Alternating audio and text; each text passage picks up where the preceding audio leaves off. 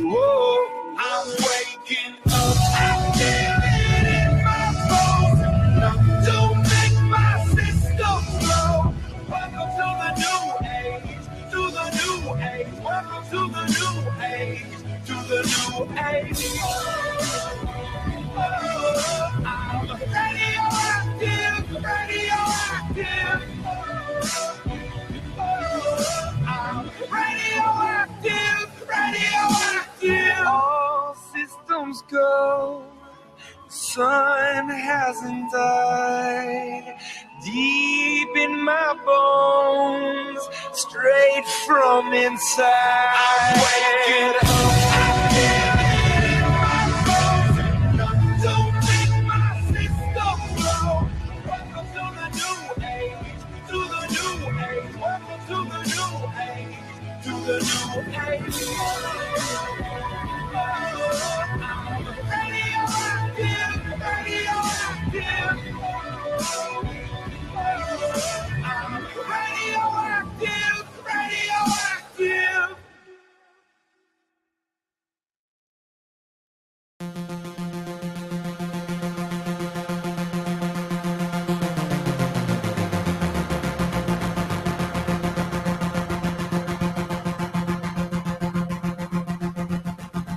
Everybody,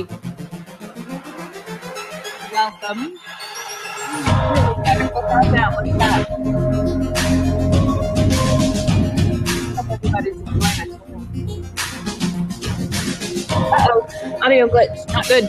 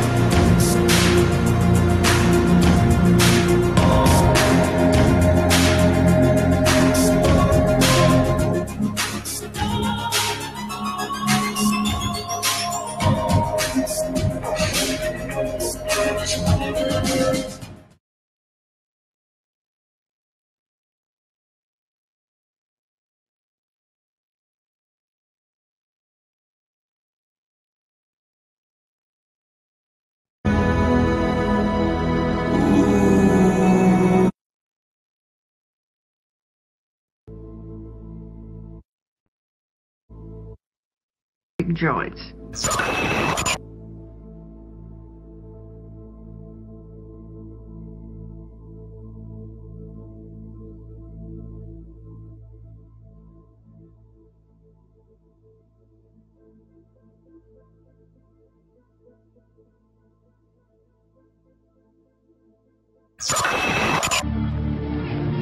The plasma centers were owned by the pharmaceutical companies. These centers were licensed by the FDA. There were centers located in parts of the cities that would be described as skid row locations. There was also plasma collected in prisons that certainly gave the industry a very poor image.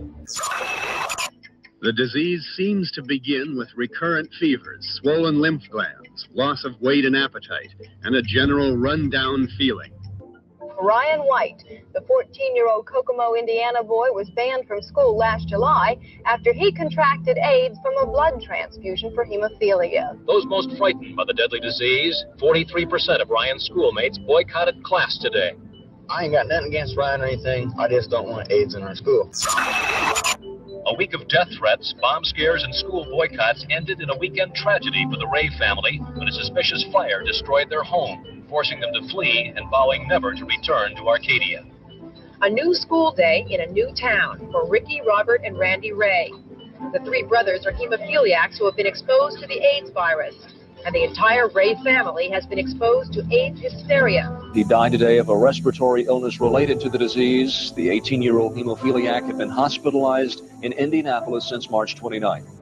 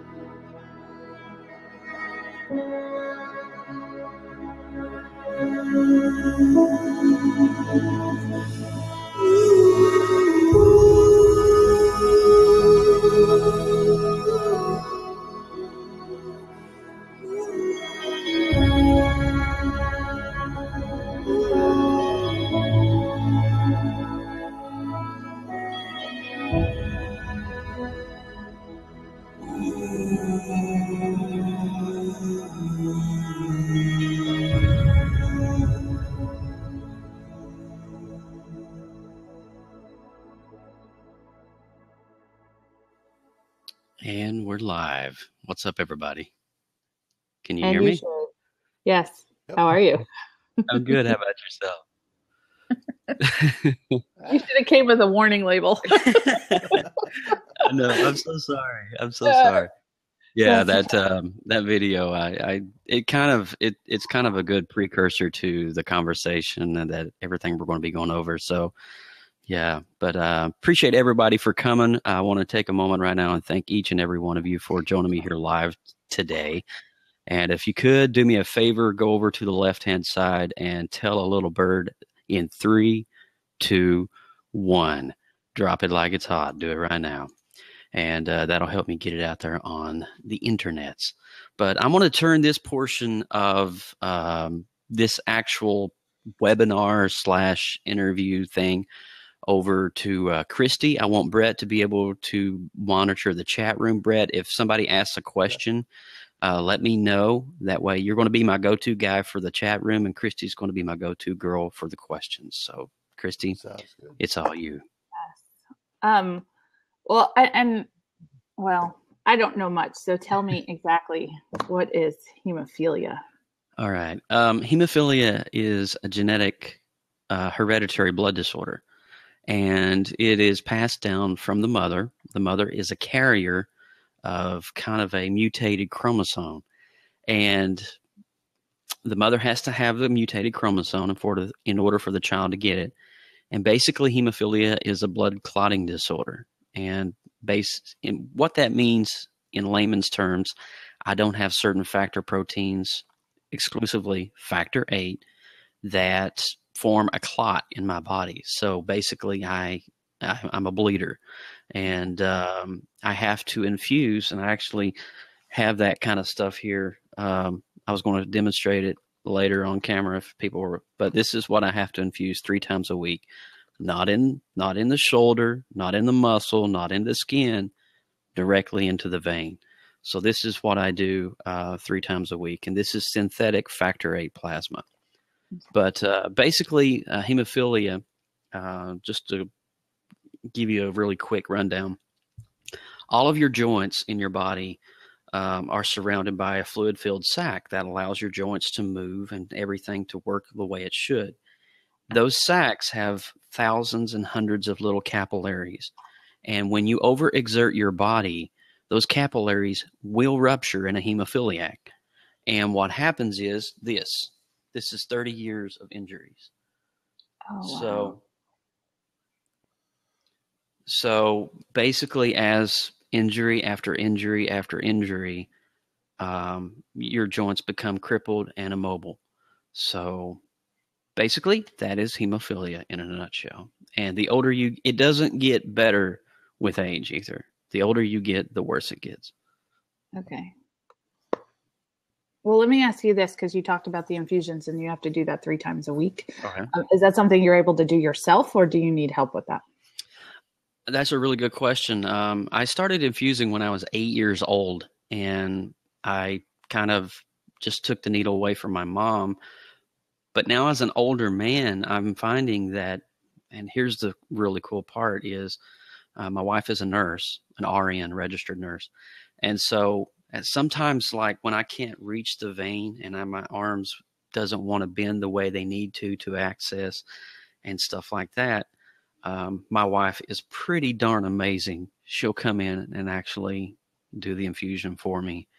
And she's pretty darn good at finding those veins, let me tell you. So, but yeah, if I can't access it, she will. So okay.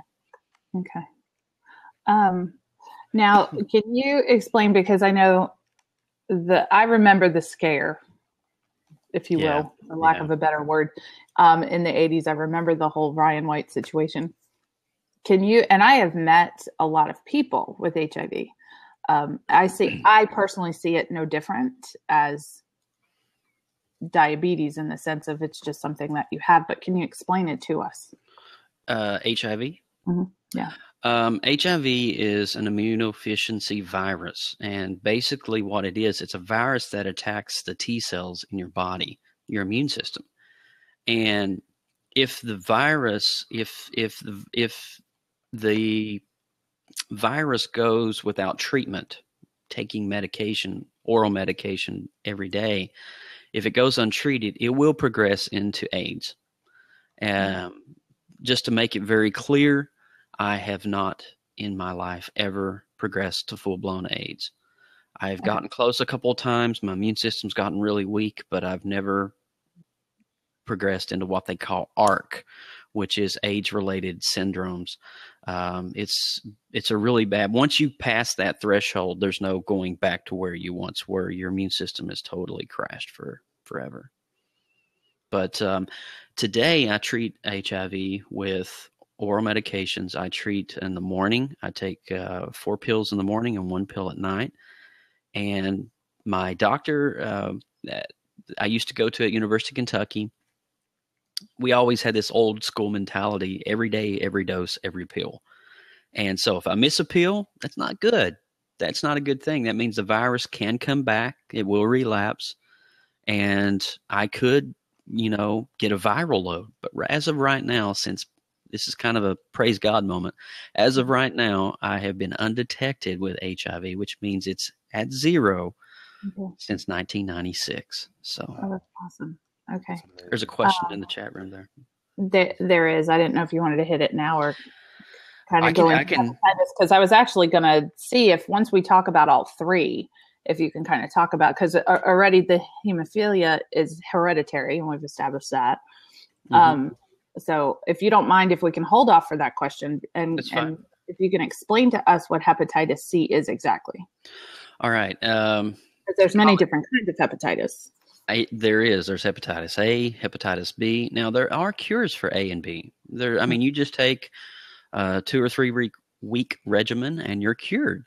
But hepatitis C is the resilient one. Hepatitis C is what they call in the liver community the sleeping dragon, because it will stay dormant in your body 25 to 30 years before you ever show signs that you even have it. And us in the community today, as hepatitis C sufferers and patients, we call ourselves dragon slayers. And that's primarily because, we're fighting a sleeping dragon. We're fighting something that's attacking our liver. And so basically that too is a virus. What is hepatitis? Well, hepa is liver and titus is an infection of. So it's an infection, inflammation of the liver, basically. And luckily, I did treat last year for hepatitis C, and this is what you saw a little bit in the video. I treated on a brand new drug that came out by the FDA called Sovaldi, and Sovaldi was a pretty brutal regimen, but I got through the 6 months and I was cured of hepatitis C once and for all after 33 years. So there are some pretty awesome drugs on the market now for hepatitis C. So if you have it, if you're unsure, main thing is to get tested. If you ever have any kind of elevated liver enzymes, I want everybody to know that there are options out there that you can now get treated and cured of your hepatitis C. That's awesome. That's great. Um, I'm going to jump in here real quick. Joe, can you get rid of this Sir Charlie baby? Yeah, get rid of him. He's already gone from the room. Actually, he exited, but I didn't want him to be on the record. But if you can go ahead and delete his comments, that would be great. All right. They don't need to still be up there. Gotcha. Cool. So, well, the question I have for you: what is like your average daily life look like? What is that? It kind of takes me a few minutes just to get out of bed. As I lay in bed overnight, my body gets extremely stiff. Having the joint deformations that I have and the joint injuries, it usually takes me about 15 to 20 minutes just to get myself used to my own weight. And by the time I get out of bed and stuff, I have to run a hot shower. I have to usually stand under that for about 15 or 20 minutes, and kind of just do some exercises, get limbered up a little bit. But first thing I do is I usually will eat breakfast and take my medication right after that. I'm like clockwork. It's pretty crazy.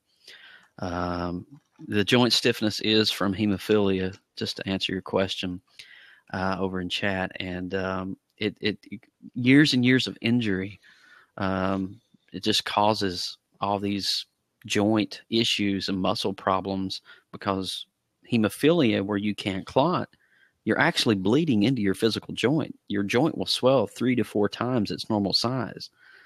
And yes, it's extremely painful when it happens. And I'm usually immobile for 4 to 5 days. It usually takes me a good week just to recover from a bleeding episode. So, okay. I myself have some medical issues, so I kind of know that amount of pain. Yours might be more elevated than mine, but I can relate to that. Absolutely. Yeah, it's not fun. It's not fun, and I'll be honest with you.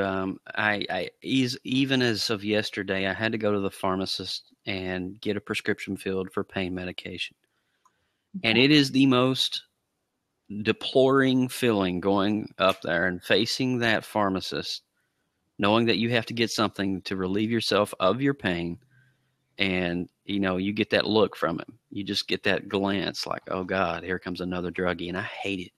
I hate that feeling. If I could take it away, I would, but it's quite. But that's part of what I have to deal with. And Usually if I talk to the pharmacist and he gets to know me and he knows my story, then it's a different question after that.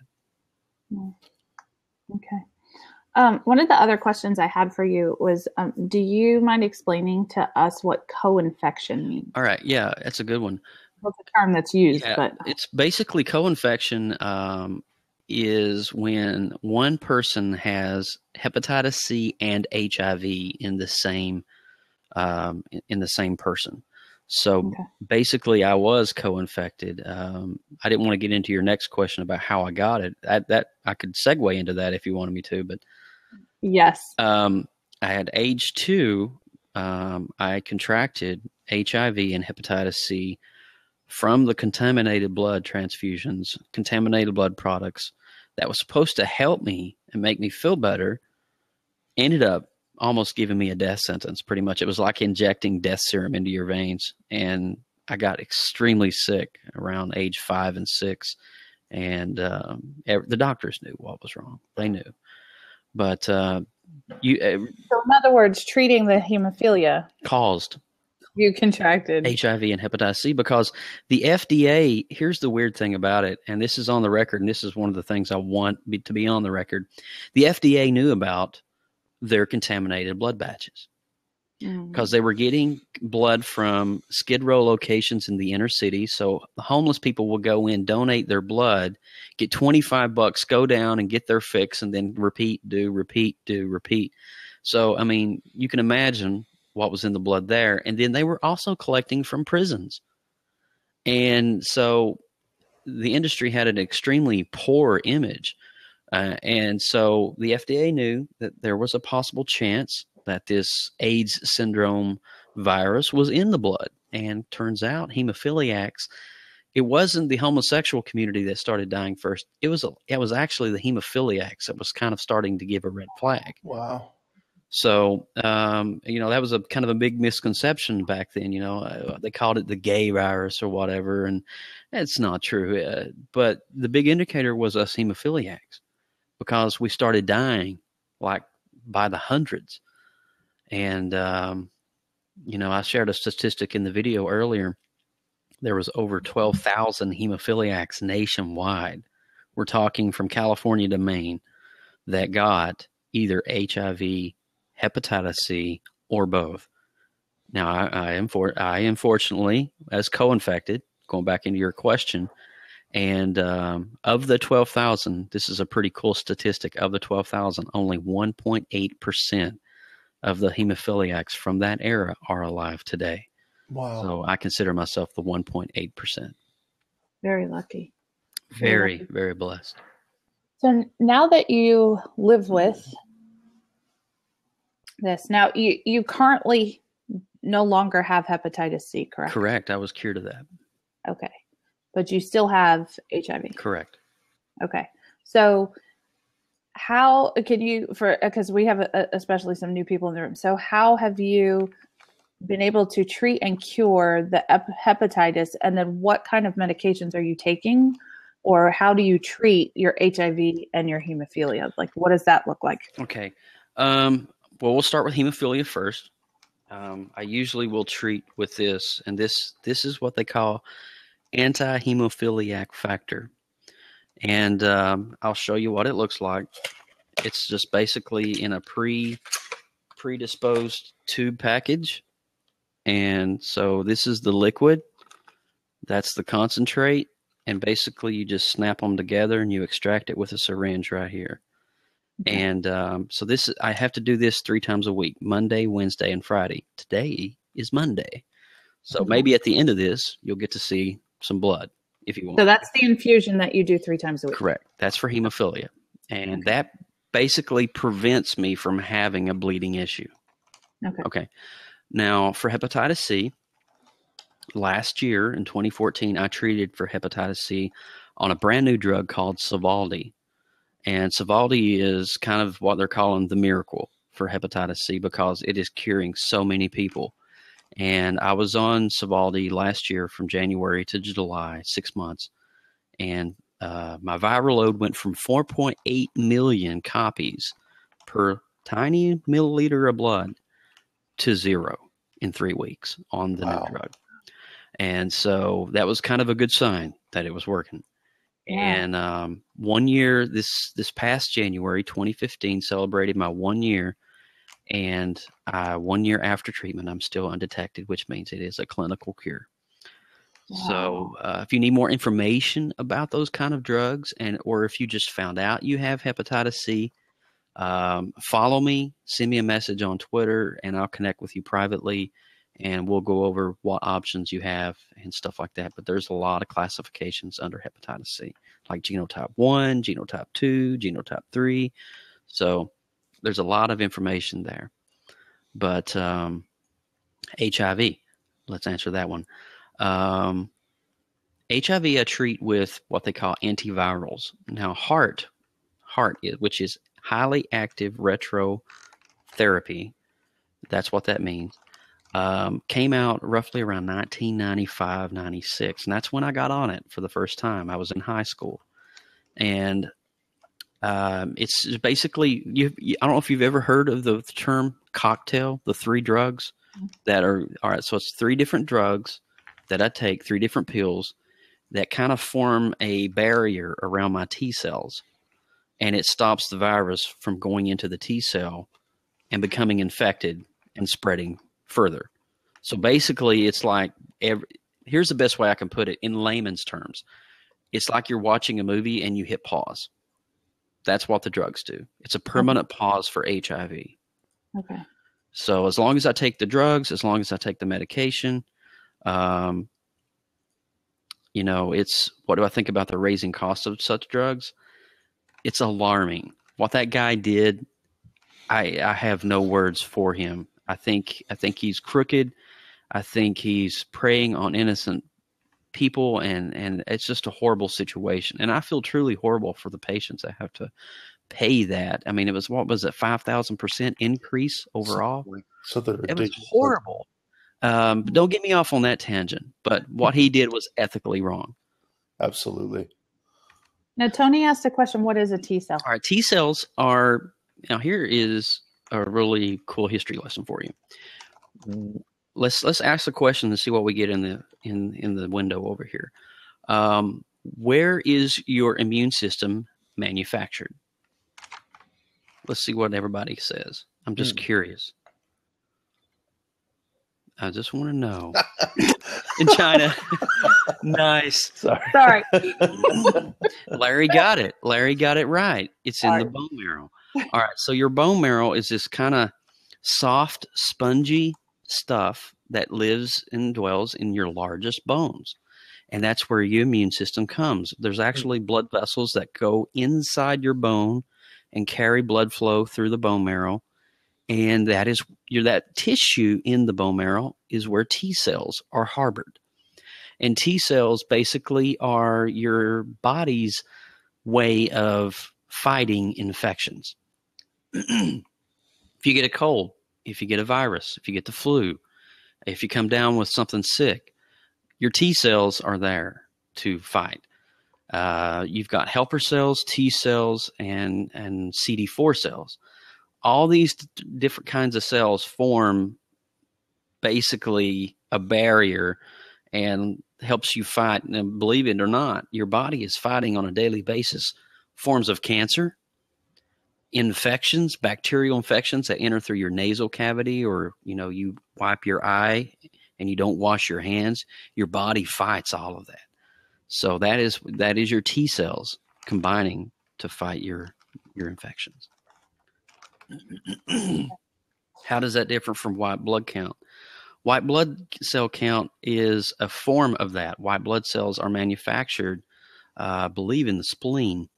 And so what happens is the white blood cells are a helper to the T cell.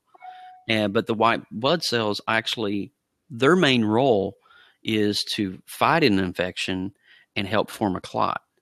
So that's the main principles for a white blood cell. Those are, thank you. Really good question. Yeah. Absolutely. Yeah, this is awesome. Yeah. So you've kind of touched on cures for us. So let's kind of talk about this. Because you've been dealing with this since you were 2. You're correct. So it's hard to ask this question because normally I would say, okay, if this was a fault because of a choice you had made, but if you could go back and, I don't know, either encourage yourself, or what would you go back and tell your younger self at 2, at 8, at 15? What would you tell yourself? That's a really crazy question. Here's what I would say.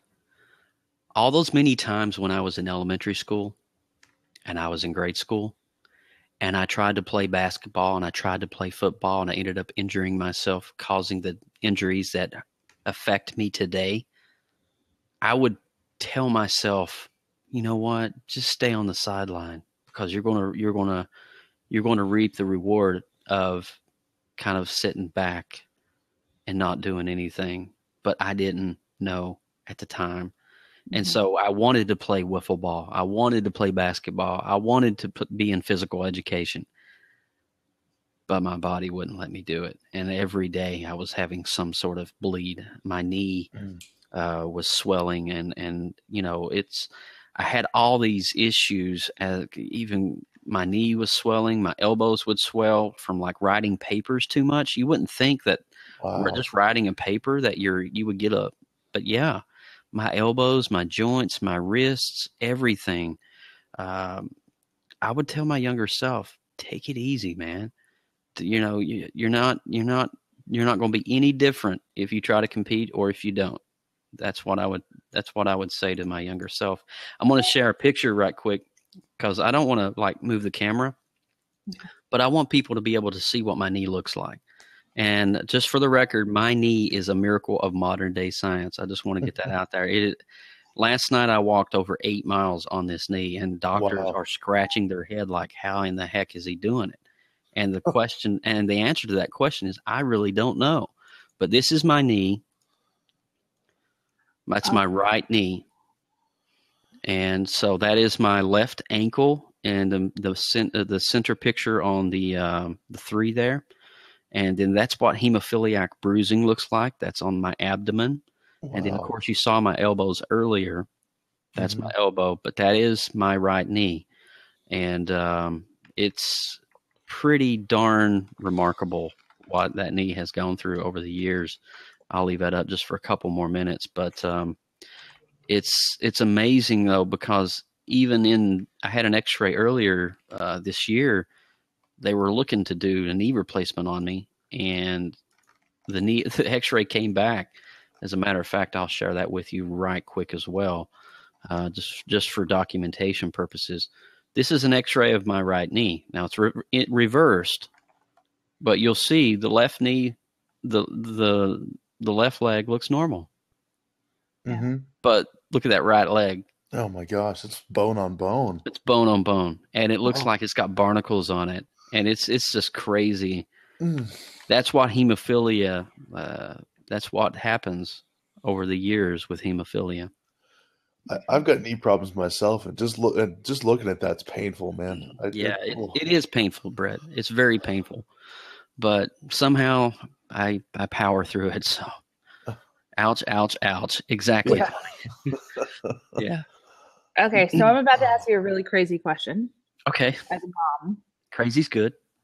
Okay. I have always, now I'm very thankful. I have a very beautiful, healthy child. But I have always been of the thought that, because I have friends that have mental disabilities, physical disabilities, and I've always been of the thought, let them live how they want to live. Mm-hmm. And if they have physical limitations, but they still want to go out and run and play soccer and do this and that, let them.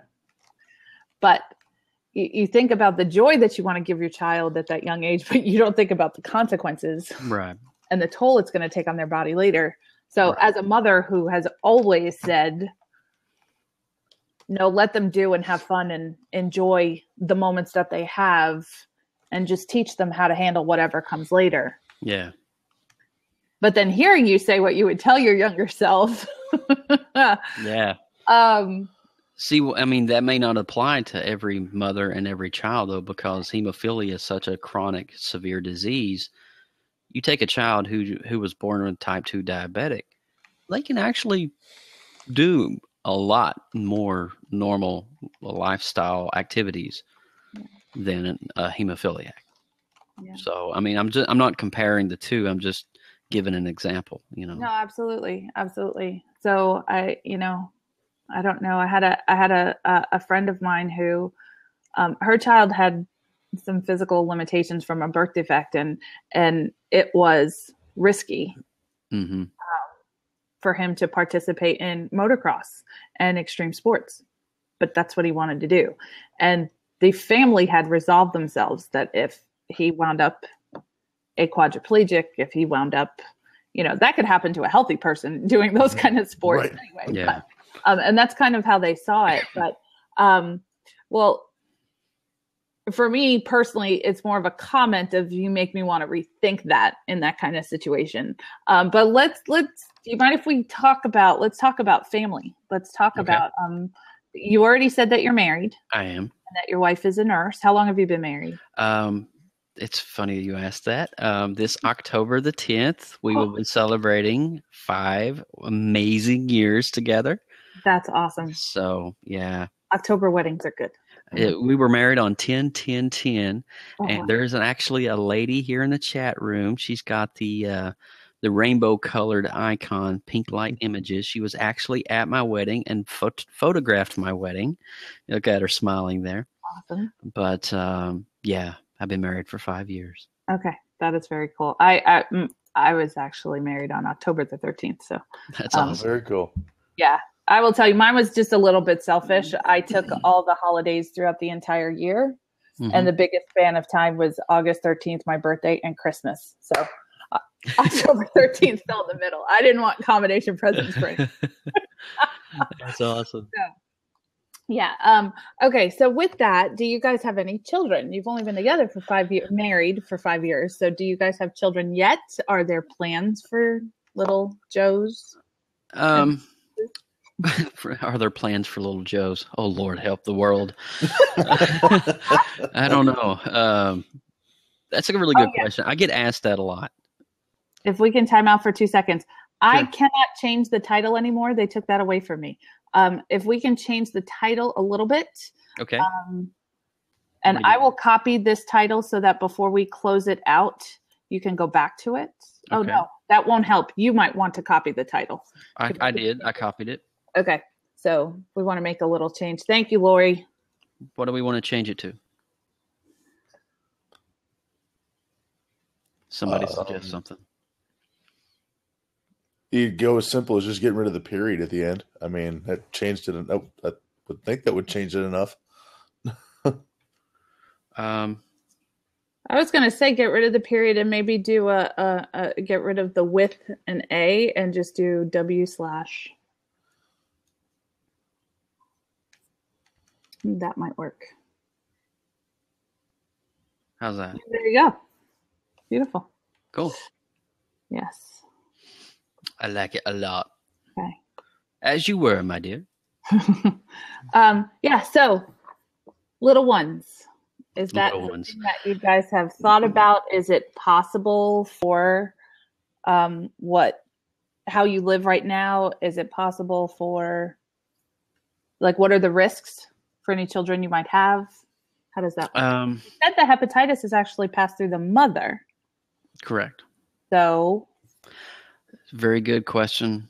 Very in-depth question. And I was told recently, just within the past couple of years, by my HIV doctor, my infectious disease doctor, that since my virus is so well maintained and an undetected status, that my wife and I can actually conceive a child naturally.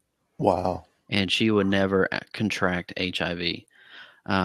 We have even pushed the boundaries as far, and I'm going to be extremely transparent, and share some in-depth information for you without being too graphic.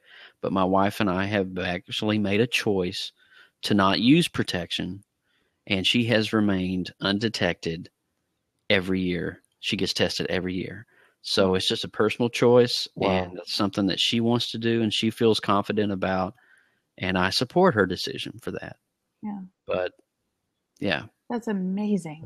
That's awesome. But for kids, since hemophilia is a hereditary condition, yeah, here's the problem. If I was to have a son, he would have a 50-50 chance of being a hemophiliac. Okay. If I was to have a daughter, she would be a carrier automatically of the virus. Okay. So it's so much of a risk given today. So we haven't really ruled out the possible thought of adoption in the next 5 or 10 years. We don't really know what God has in store for us. But we, at this moment, at this time, and at this season of our lives, we are just enjoying each other's company. We, if anybody has ever met me and my wife together, it's pretty awesome. It is. We're two peas in a pod.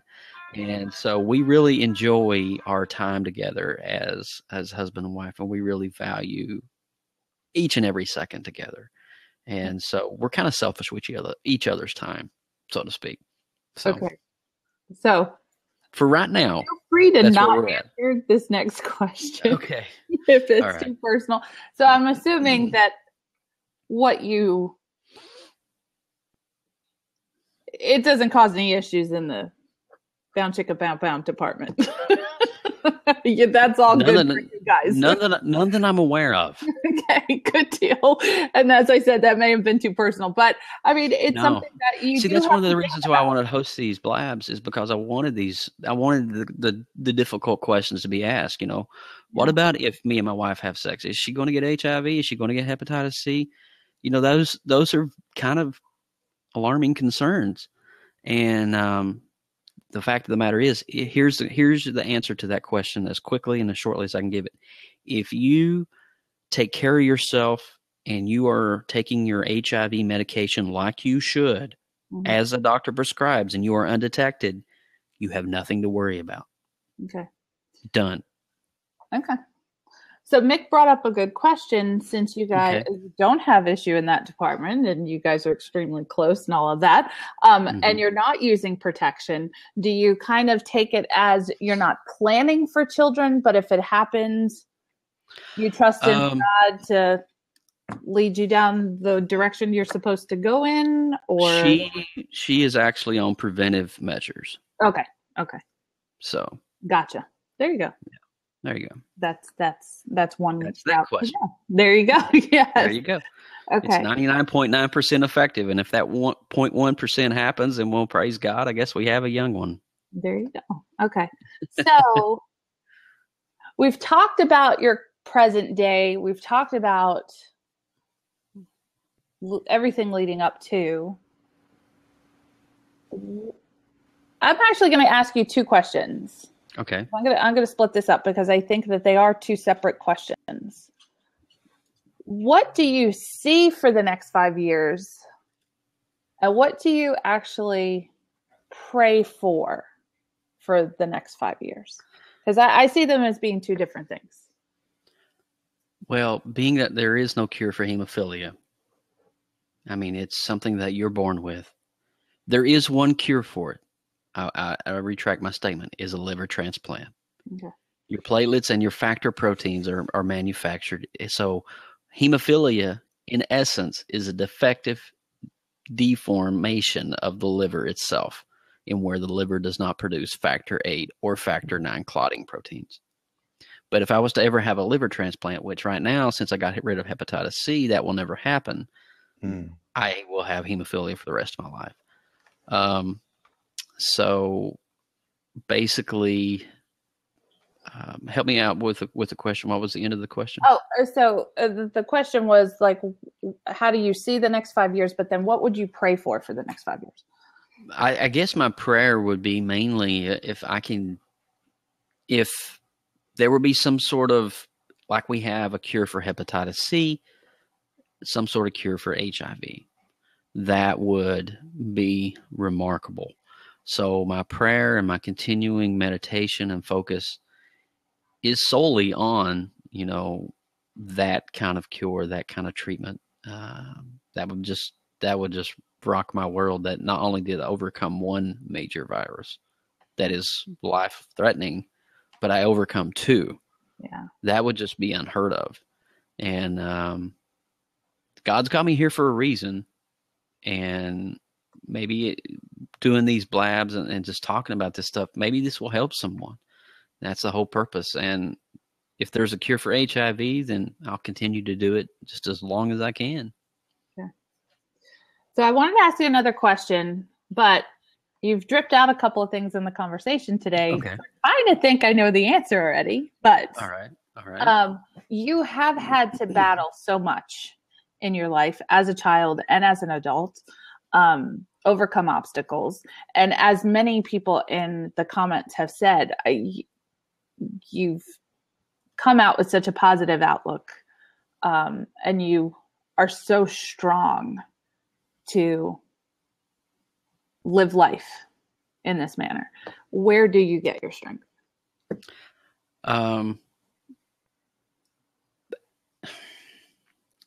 That's a really good question. And to answer that, I get my strength from a couple of things. I get my strength from God. I'm a very firm believer. I'm not a Bible bashing believer. I'm not a creepy Christian, but I believe that God, my Father, has me here for a reason.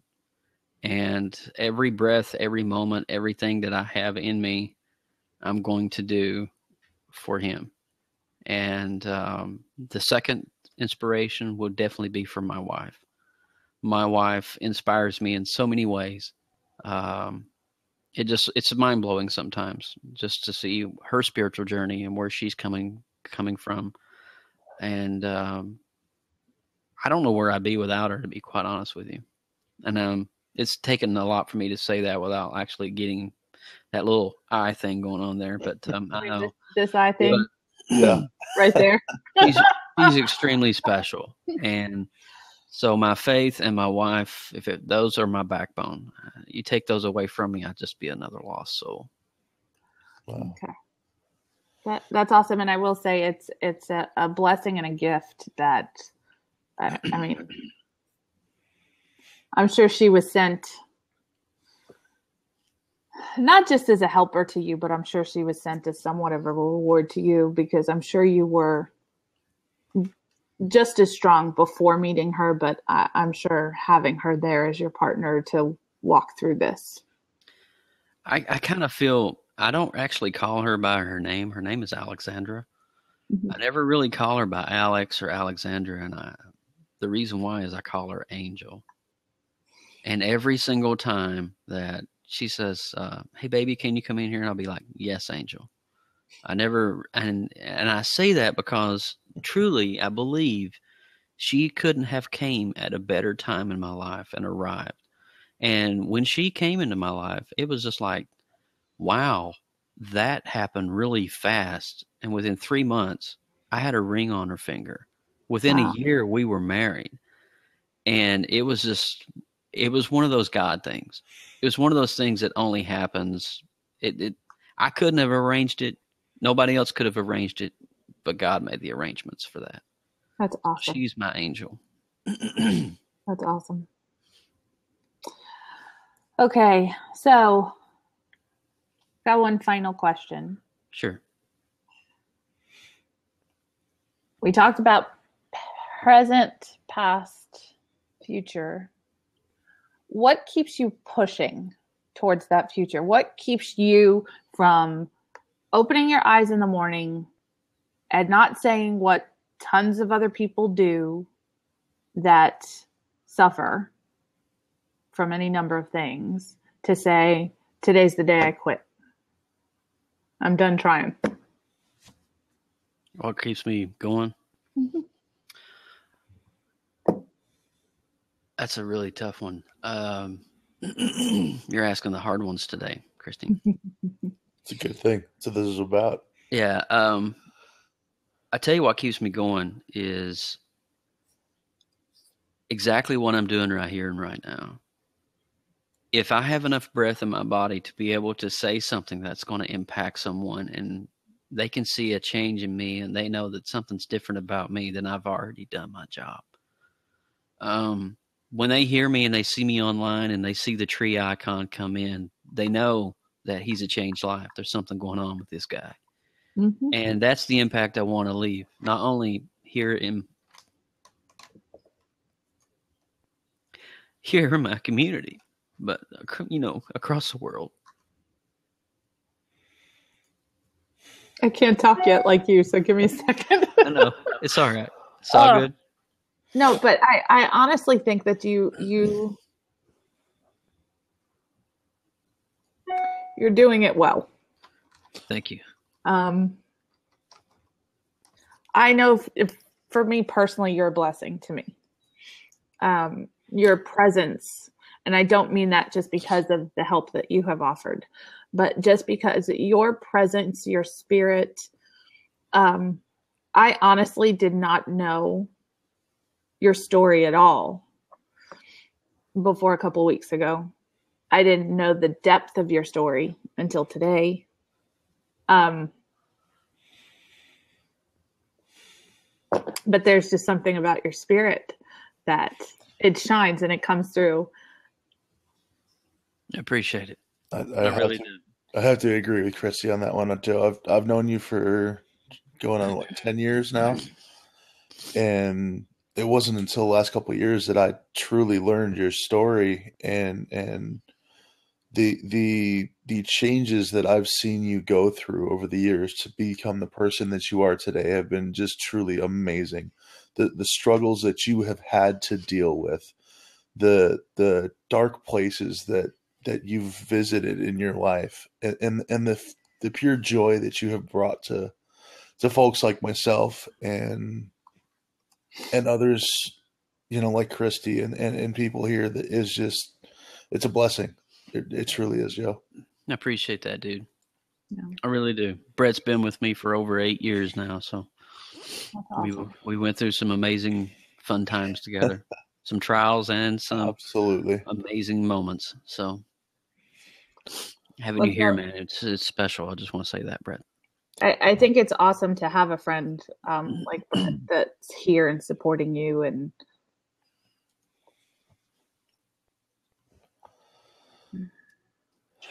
I have to share with you something very sweet. I'm looking out in the backyard and I just saw 2 baby deer come out of the pond walking together as I'm trying to talk about the friendship that you two have. So I thought that was actually very sweet and good timing.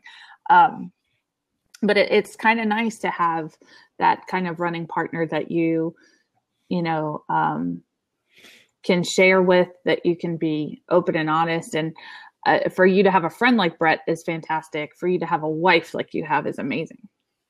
Yeah. You're very, very blessed. And I'm just thankful that you share yourself and your story and your gifts with us as the Blab community. It's my honor. And, that's what I'm so blessed to have Blab in this way and in this aspect, to be able to do what I do. I've been wanting to do this ever since I came on Blab, and now it's official, and now it's on the record, and people know they can go back and watch it at any time. And that to me is that's impactful, and it's pretty awesome. And I just want to remind everybody here in about 5 or 6 minutes as we wrap up, we're going to open up the seat and go off the record and allow you guys to hop in and maybe ask some questions of your own. And you can actually talk with me in person. So get ready for that here in about 5 or 10 minutes. I want to turn it back over to Miss Christy. Oh, golly. Let me ask you this question. And it's more about awareness. If you were given a platform where you could speak to 1,000 high school kids or 1,000 middle school kids, what would you say? That, and I've actually done this before. I I talk a lot about bullying. I talk a great deal about helping children between those delicate years that are going through some trials, why bullies act the way they do, and why I'm not talking specifically about bullying. I'm going to talk about the longevity of their life, is that they have the power now with technology the way it is to make more of a change and more of an impact, not only in their community, but in their world. They have the power at their fingertips, and their lives are so special and so important that it's easy to get caught up in social media. And today I see kids, and that's all they do. And they're just like this all the time. You know, they're on their phones. And if they understand truly the power in which they hold and the changes they can do, wow, we could change this nation and we could turn this nation around. Absolutely. That's what I would say to them. That's awesome. I think you actually hit almost all the questions from chat. There was one. Oh, no, there's two, actually. So Tony had asked earlier if girls would never have hemophilia. Excuse me. Would they? Are women always only carriers? That's a really good question, Tony. And Tony's still here, so I'm going to go answer that for you. There is a female variation of hemophilia called von Willebrand's disease. And as a matter of fact, there is a lady here in the chat room right now. I don't want to point her out unless she wants to point herself out, but she has von Willebrand's, and she's here supporting me right now, this very second. So von Willebrand's is a female variation. It's extremely rare, but it does happen. I want to say in hemophiliac cases that are female, 1 out of every 100,000 a female will get full-blown factor VIII deficiency hemophilia. But for the female version, it is von Willebrand's disease. Okay, so I'm about to ask a crazy, wacky question. Okay. So then if women are carriers of hemophilia, and when they actually have full-blown, it's called something else, are the men carriers for the what did you call it? Von Willebrand. Von Willebrand. Von Willebrand's is actually oftentimes a very rare mutation. Okay. And it's usually a luck of chance. Okay. And most cases, it's not passed from mother to daughter or vice versa. I actually, since I'm a male, I don't really know that much about von Willebrand's disease. Okay. So I'm not, but yeah, Lori can help. Okay. Yeah. If you have any questions specifically about that, actually, I should probably unlock it and let her join if she wants to. Did you want to go up, keep on the record? I think right now we'll keep her on the record just for a second. But I'm going to let her answer this question in depth. Okay, the reason he lets me in is because I have von Willebrand's disease. It's actually rather than hemophilia, it is a actual genetic, or yours is in the liver. So I have factor VIII and factor IX. I have all the general. And I'm not a carrier for hemophilia. That actually, I don't know if I am. It's never been we've never done a blood panel, but it's not something that any of the males on either side of my family have ever appeared. But we have had. My grandfather had von Willebrand's disease on my father's side, and we didn't know that until he had cancer. Actually, had cancer in the blood. So, von Willebrand's, it's in, there's glands that produce it, but it's like the sticky stuff in blood, and it actually coats the, it's the very first, von Willebrand's is the first thing that starts a scab or starts the clotting process, and it carries factor VIII in the blood. Well, when you're missing the von Willebrand's, you still have the clotting factor. You just don't, the initial impact of an injury, it takes longer to clot.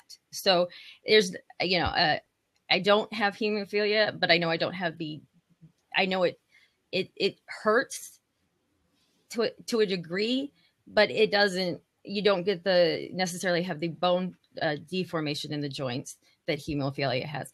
Although it does make for quite, normally with women, you actually see it as menorrhagia, or where the menstrual cycle is extremely heavy. And we actually, even though my daughter's been screened for the genetic factors where I don't actually have the genetic marker, but if you do a platelet irrigation test or aggregation, you know, what's the word?